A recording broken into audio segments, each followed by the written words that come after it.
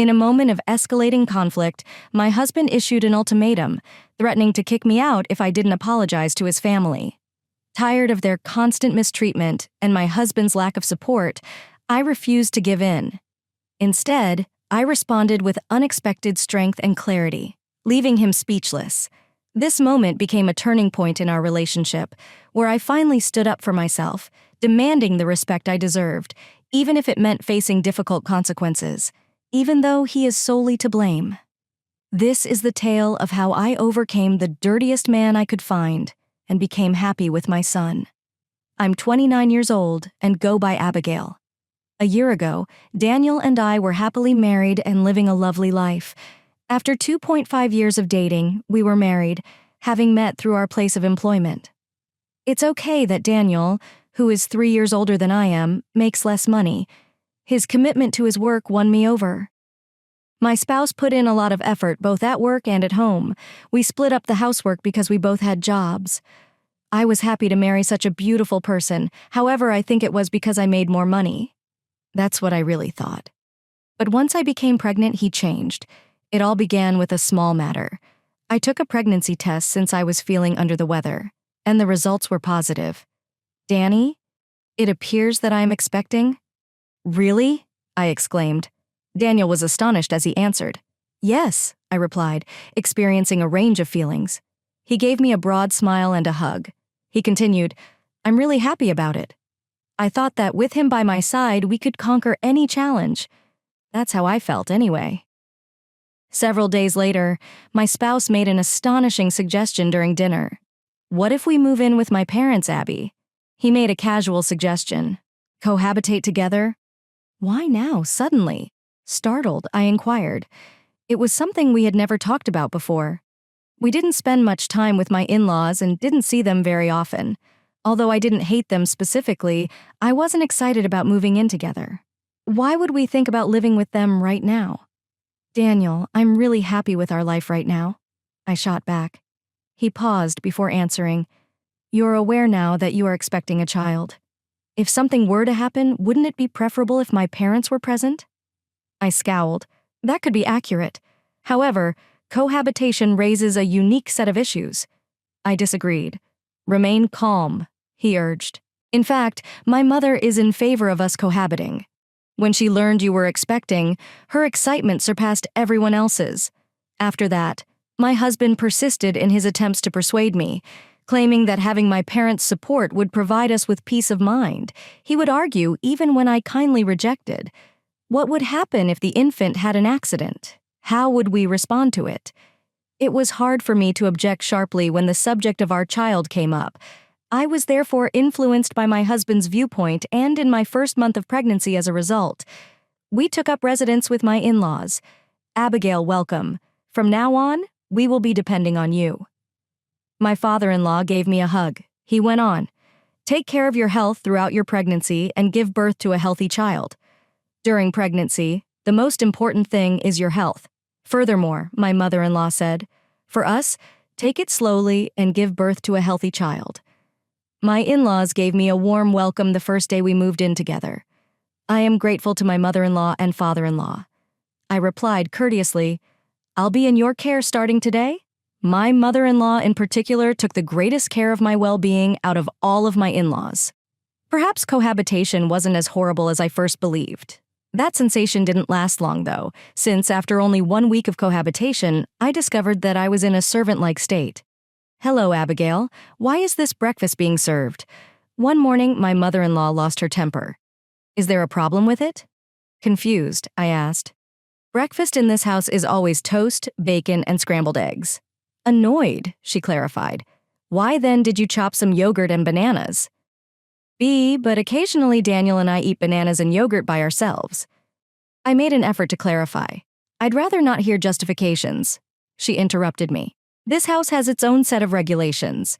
You should follow our rules now that you're a married member of the family. She persisted. In a short time, the regulations quickly gave way to disease and divisions. Naturally, my father-in-law and spouse did not support me. Rather, they took the side of my mother-in-law. How come? For breakfast, did you have yogurt and bananas? My father-in-law added his voice. Is that accurate? Bewildered, he asked. "All right, Dad," Daniel muttered.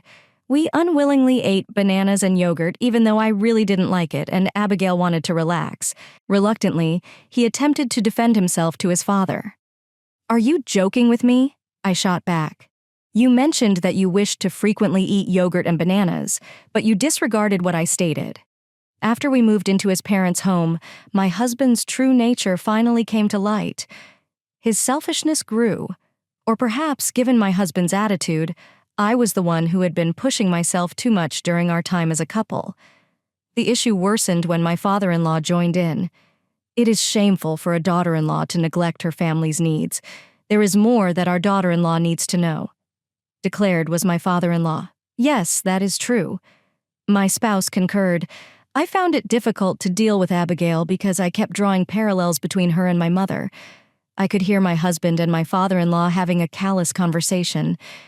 I was gradually becoming tired of my spouse, who unfairly painted me as the negative role model in front of my in-laws. I made the decision to work until the very last minute because I didn't want to live in a home like that. Of course, even though I was working at the time, I was still expected to handle all household duties. The fact that I didn't have severe morning sickness was my lone saving grace. I would have received even harsher criticism from them if I had been bedridden with morning sickness or something similar. The best I could do to stay out of trouble was to try to keep my lifestyle as it had been. The real hell, though, was waiting for me once my maternity leave began. I was stuck at home because I didn't have a job, and whenever I tried to go for a walk, I would eventually run into my in-laws. My mother-in-law confronted me, wanting the best for both the baby and me. "Well, where do you anticipate arriving?" She pulled me aside. "I'm taking a stroll," I answered coolly. "When I feel stable, I should exercise, according to the doctor." I described going for a walk. She snorted. "There's no point now, Abigail. You've put on a good amount of weight, and working out won't make it go away." She laughed and threw such insensitive words at me without any thought, making me swallow my rage. "Oh no, it's not about losing weight," I replied. "I'm doing it for my health." It's been said that being active whenever possible improves the delivery process. "Oh, please, are you really that sure about that?" My in-law's mother scoffed. "If you must be active, how about doing some housework as opposed to taking a walk? Today, let's see. Will you mop the floors and clean the stairs? There will be exercise and a clean home, achieving 2 goals at once, correct?" Her hearty laughter made me sick to my stomach. While expecting, mopping the floors and cleaning the stairs. That is far too risky. She had been pregnant once herself. How then could she say such things with such ease? I would be tasked with risky cleaning if I stayed at home like this. Ignoring my mother-in-law's attempts to stop me, I felt that my safety was in danger and went for a walk. I took a longer walk than normal because I didn't want to return to my in-laws' house. I was unaware that night had fallen outside. I thought I should probably head back soon. With a sigh, I returned home, only to be greeted by my husband standing at the entrance with an imposing stance. "Hey, where the hell were you wandering around until this late?" he demanded, his tone sharp. "I just went to walk," I explained. "My condition was good today and the weather was nice." I added, "So basically you made up the excuse of going to walk and neglected your household duties, right?" "The accused?" "Excuse me," I replied, feeling my temper. "Rise. Neglected my household duties. What's that supposed to mean? I did the bare minimum before leaving the house, didn't I? It seemed my mother-in-law had told my husband that I went out to play without doing any housework. My husband didn't listen to anything I had to say and simply kept blaming me. "You like the rest of being a wife?" he continued. "Why can't you listen to what my mother says?" he admonished me. "Listen," I shot back. "I'm not the housemaid of this house. Besides, we started living together for the sake of emergencies, right? So why should I be subjected to imposed rules and insults?" I concluded, perhaps surprised by my strong resistance. My husband didn't say anything in response from that day on. My husband and in-laws no longer openly made snide remarks. However, that didn't mean they treated me with care as a pregnant woman. Their treatment of me remained unchanged. Still, it was better than being constantly subjected to their snide comments.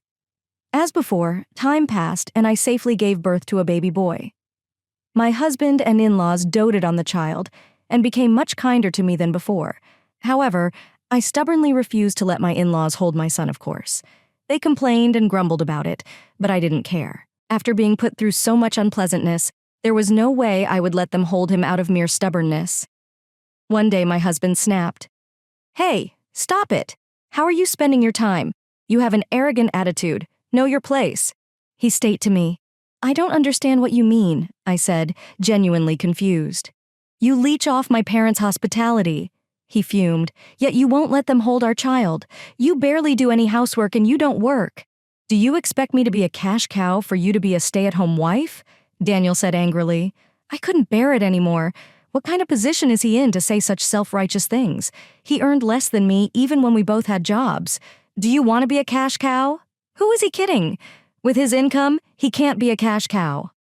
My anger reached its peak, and I shouted, "Why do you think I won't let them hold our child? It's because they made my life miserable before our son was born. I do the necessary housework. I manage my own finances using my savings without causing you any inconvenience."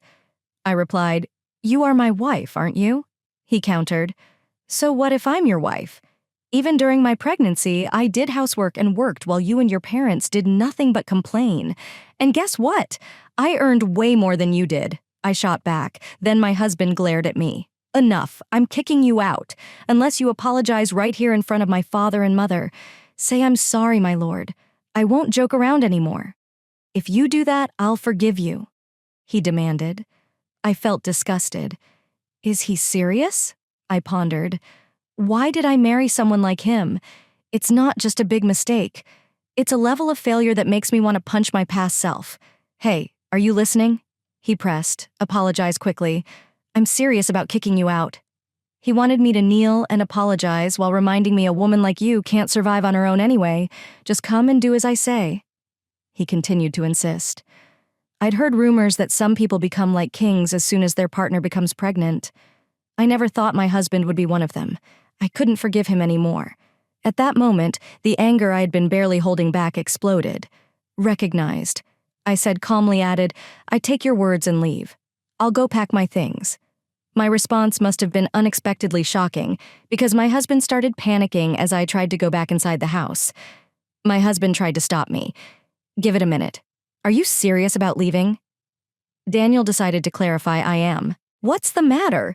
Didn't you tell me to leave?" I asked. "You're just putting up an act. It's obviously impossible for you to raise the child alone while being unemployed. Do you really think you can be happy as a single mother?" "Come on," I said. "I'll forgive you if you apologize, so go ahead and apologize."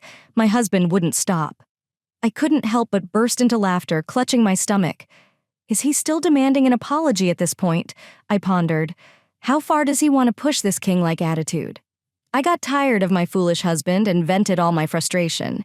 "It's none of your business," I said coldly. "Apologizing to someone like you would be a waste of time and effort. It would be much better to apologize to a random statue nearby," I added. "Are you that dense?" he roared. "Who do you think you're talking to like that?" Daniel asked. "I'm talking to the mama's boy husband standing right in front of me, the one who prioritizes his beloved mama over his pregnant wife," I responded firmly. "Can't you not involve me in your issues, you piece of shit?" My husband spat. He was about to lunge at me, but suddenly stopped just before he made contact. There was a small crowd gathering around us. "What's going on? What's happening? Are you two fighting?" The neighbors whispered and gossiped as they looked at us. "What's the matter?" "Don't feel like hitting me," I provoked him sarcastically. My husband's face turned pale and he went back inside the house. I packed the bare minimum of our belongings and left my in-laws' house. My mother-in-law, who followed me from behind, received a formal greeting. "Thank you for your hospitality, mother-in-law. I'm sure it will be tricky for you with the neighborhood relations from now on, so try your best." I smirked. "Wait, are you really running away?" "Do you believe you will be allowed to do that?" my mother-in-law shouted. But she soon calmed Abigail down when she noticed the eyes of the neighbors on her. Thanks to the spectators, I was able to smoothly exit my in-laws' residence. After that, I stayed at a friend's place for a bit, then got an apartment, using the inheritance I received from my parents. I went via a lawyer for divorce proceedings with my husband. The years of verbal abuse I underwent at my in-laws' place provided as significant evidence in my favor. The more you try to manufacture excuses, the more you put yourself at a disadvantage. Worst case scenario, it goes to court. What will you do? My lawyer inquired. The suggestion of a court case seemed to make my husband rather uneasy. He instantly agreed to the divorce. In addition, I was successful in requesting child support for our son. I got a text from my ex-husband 6 months later. It was disgusting. "How are things going for you?" He wrote, "I feel lonely without the two people I loved." I became more and more repulsed as I read it. Naturally, I haven't forgiven you or my in-laws, and I don't plan to do so in the future. You can't possibly realize it at this point. Pay child support. Don't waste time sending texts like this. That's how I responded. I haven't received another text from him since then. My son is currently at daycare, and I have resumed work. I make a respectable living on my own. I have no issues living alone with my son. By the way, my father-in-law seemed eager to take advantage of my money and my ex-husband when we first moved in together. He left early in retirement. My in-laws must be having a terrible time at the moment.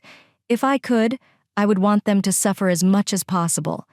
Being a single mom is unsatisfactory. My ex-husband used to say that to me. Now I can say that with confidence. I'm content.